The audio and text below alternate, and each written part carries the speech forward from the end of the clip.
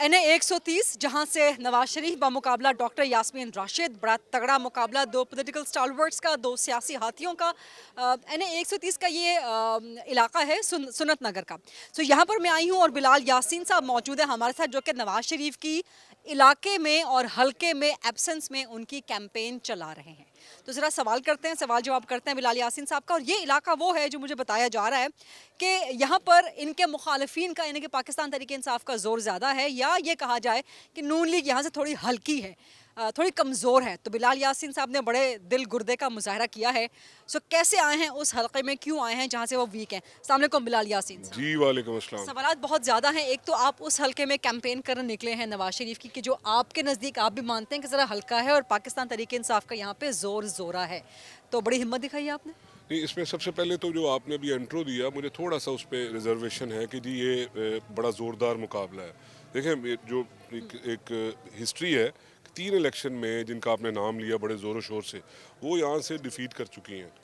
तीन तीन इलेक्शंस में उनको हमने हराया है, तो अब चौथी मरतबा भी अगर वो लेकिन आती वोट है। तो वो अच्छे ले जाती हैं वो मुकाबला। देखिए, ये जमहूरियत है। अगर आप कायदे आज़म मोहम्मद अली जिन्ना अगर आज वो जिंदा होते और वो इलेक्शन कॉन्टेस्ट करते तो उनके अगेंस्ट भी वोट पड़े होते।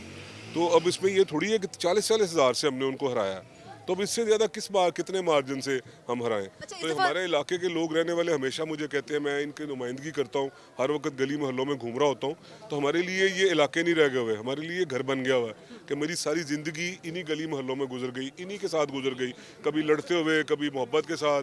बट ये एक सियासत का एक हुस्न है। इसी तरह ये मेरी ज़िंदगी का आपकी सफ़र। बहुत तारीफ किया यहाँ पे, जिस भी मकामी से बात होती है वो बिलाल यासीन का नाम लेता है। नहीं नहीं नहीं, ये अल्लाह ताला, मेरा कुछ नहीं, मैं तो कुछ भी नहीं, अल्लाह ताला का करम और इन लोगों की मेहरबानी है कि जो इस तरह की सोच रखते हैं। मगर मेरा एक आपको यहाँ पे ज़रूर इन पिक्चर करना ज़रूरी था कि ये मियाँ नवाज शरीफ का भाई हल्का है।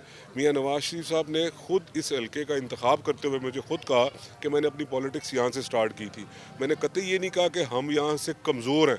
मैंने ये कहा कि जब जहाँ पे जिस जगह पे लीड यूनियन कौंसिल की एक डिवीज़न होती है, यहाँ पे 30 के करीब यूनियन कौंसिल्स हैं, जो यूनियन कौंसिल जहाँ पे 1000 से कम लीड होती है, ये उनमें से है। ये नहीं मैंने कहा कि यहाँ से को खुदा ना खास्ता, क्योंकि जो पीटीआई है वो हमसे तगड़ी है, अल्लाह ना करे हम उसे तगड़ा नहीं होने देते। अब तो उनके वैसे भी सारे मसल्स वीक हो गए। अच्छा, वो तो पता चल जाएगा मुकाबले में कि अवाम किसको वोट देते बार हैं। बार साबित कर चुके हैं हम, मुकाबला क्या है, बार बार बार बार हम हमें काम ही और कोई नहीं किया। डेकेड से ये